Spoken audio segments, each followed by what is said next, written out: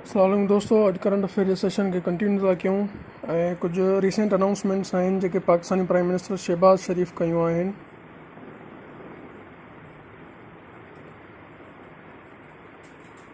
ठीकु आहे, उन में नंबर 1 अनाउंसमेंट जेका आहे त उहा इहा आहे त Shahbaz Sharif appointed 18 MNA secretaries.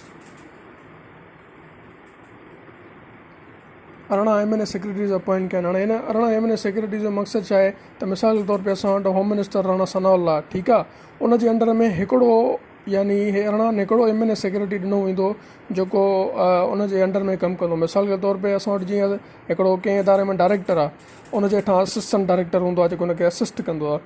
ईअं ई 18 MNAs अपॉइंट कया आहिनि, सेक्रेटरी अपॉइंट कया विया आहिनि जेके हिकु हिकु मिनिस्टर जे अंडर में एज़ असिस्टेंट कमु कंदा। ठीकु आहे, उनखां पोइ ॿी जेका अनाउंसमेंट आहे उहा इहा आहे त शहबाज़ शरीफ़ जेका कई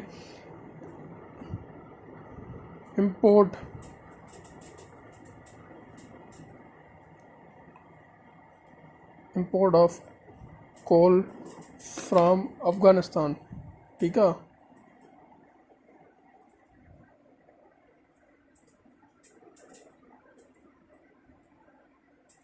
ही रिसेंट 2 अनाउंसमेंट्स आहिनि जंहिंमें सेकेंड इहा हुई त import of coal from Afghanistan ऐं हिन जी करंट पोजीशन इहा आहे त 3000 टन जेको आहे त उहो पाकिस्तान में पहुची चुको आहे कोयलो। हाणे टेस्ट में इहो सवाल अची सघे थो त पाकिस्तान रिसेंटली कहिड़े कंट्री खां कोयलो इम्पोर्ट कयो आहे, त उहो अफ़गानिस्तान आहे ऐं तक़रीबन 3000 टन पाकिस्तान जे अंदरि उहो पहुची चुको आहे।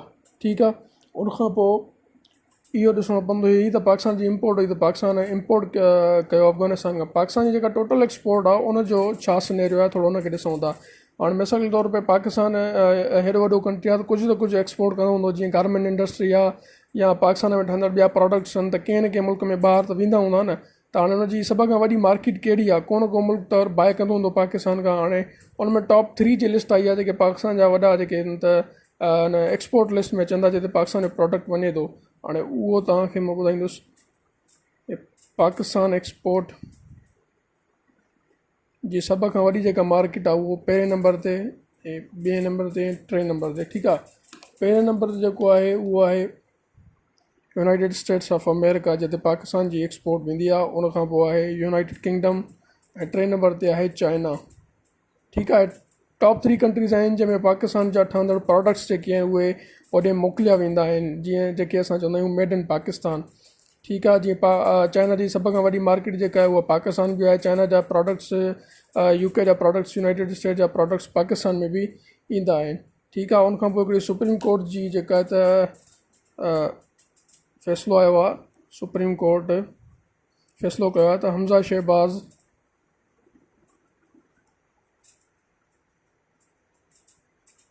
हमज़ा शहबाज़ जेको आहे चीफ मिनिस्टर हूंदो टिल 22 जुलाई ताईं चीफ मिनिस्टर हूंदो ऐं पोइ छा थींदो, 22 जुलाई ते रीपोलिंग थींदी।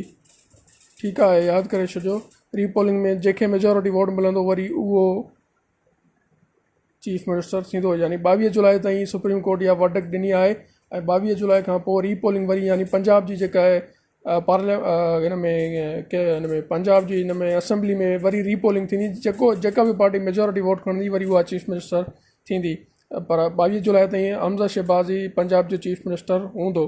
ठीकु आहे, उनखां पोइ हिकिड़ी रैंकिंग आहे, हिकु रैंकिंग पढ़ंदासीं रिगार्डिंग पाकिस्तान जी रैंकिंग जेका आहे त उहा रूल ऑफ लॉ में, यानी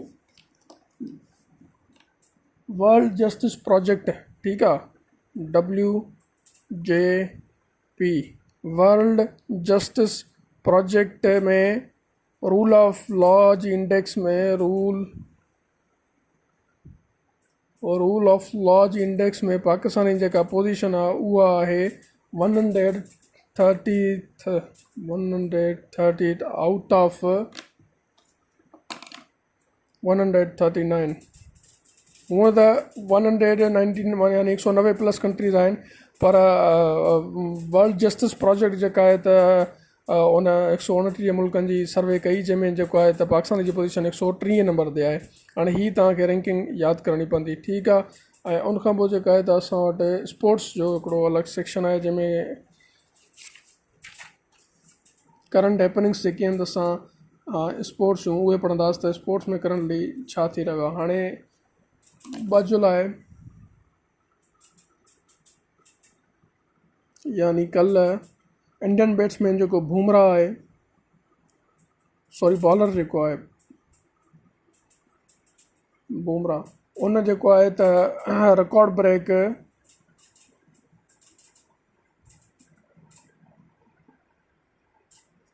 ब्रेक स्कोर कयो आहे 35 in single over, 35 in single over of test cricket.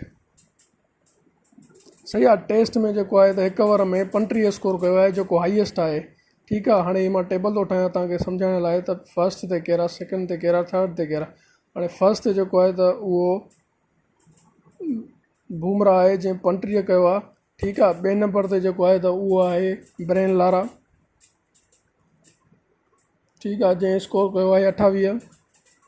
उनखां पोइ टे नंबर ते आहे George belly.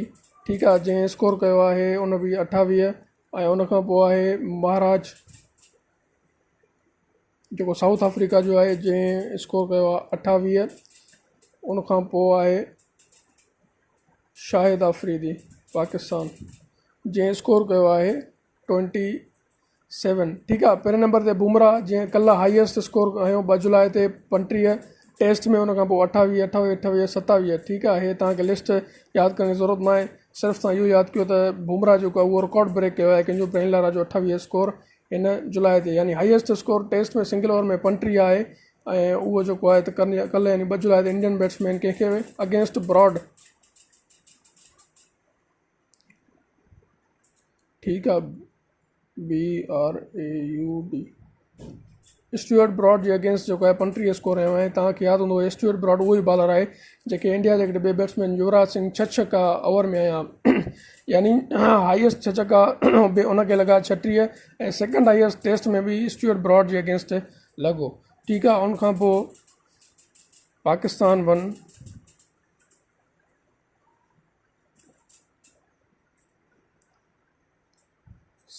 7 gold and 4 silver medals in kickboxing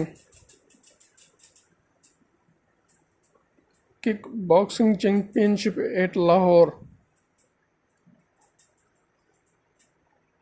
against Sri Lanka. ठीकु आहे, हे तव्हांखे यादि करिणो पवंदो, 7 गोल्ड मेडल ऐं 4 silver in kick boxing at Lahore, Pakistan versus Sri Lanka. उनखां पोइ सभ खां इम्पोर्टेंट जेको आहे त फीफा वर्ल्ड कप जेको आहे त अनाउंस कयो आहे त उन्हनि में जेके 2022 वर्ल्ड कप में बॉल्स यूज़ थींदा उहे पाकिस्तानी हूंदा। ठीकु आहे, यानी पाकिस्तानी जेके सियालकोट में ठहंदा आहिनि। सियालकोट पाकिस्तान जो मशहूरु शहरु आहे साउदर्न पंजाब जो। ठीकु आहे, जेको स्पोर्ट्स जे हवाले सां मशहूरु आहे, यानी सियालकोट में तक़रीबन स्पोर्ट्स जा जेके आहिनि त उहे टूल्स ठहंदा रहंदा आहिनि, उहे जेके पूरी दुनिया में एक्सपोर्ट थींदा रहंदा आहिनि। ऐं उन बॉल जो नालो जेको आहे उहो आहे अल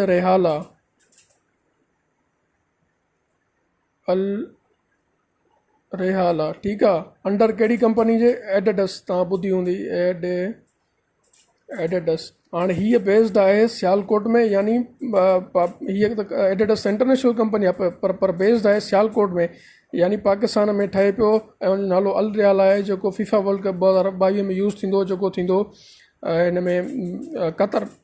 ठीकु आहे, सो हे इम्पॉर्टेंट हैपनिंग्स हुयूं स्पोर्ट्स जूं ऐं पाकिस्तान अफेयर्स हुन में तव्हांखे यादि करणियूं पवंदियूं। मां जॾहिं बि करंट अफेयर पढ़ाईंदो आहियां तव्हांखे इहो चवंदो आहियां त मेन स्टेटिस्टिक्स यादि कयो, मेन जेके पॉइंटियूं आहिनि उहे यादि कयो, घणो डिटेल में हुन छो MCQ असांखे कवर करिणो आहे। जीअं मिसाल तौर ते पाकिस्तान रिसेंटली कहिड़े मुल्क खां इम्पोर्ट कयो कोल, त उहो भाई अफ़गानिस्तान आहे। ठीकु आहे, 18 MNA सेक्रेटरीज़ अपॉइंट कया हुआ। पाकिस्तान जा टॉप एक्सपोर्ट्स कहिड़ा आहिनि ऐं पाकिस्तान जी वर्ल्ड जस्टिस प्रोजेक्ट में कहिड़ी रैंकिंग आई आहे आउट ऑफ घणनि मुल्कनि मां।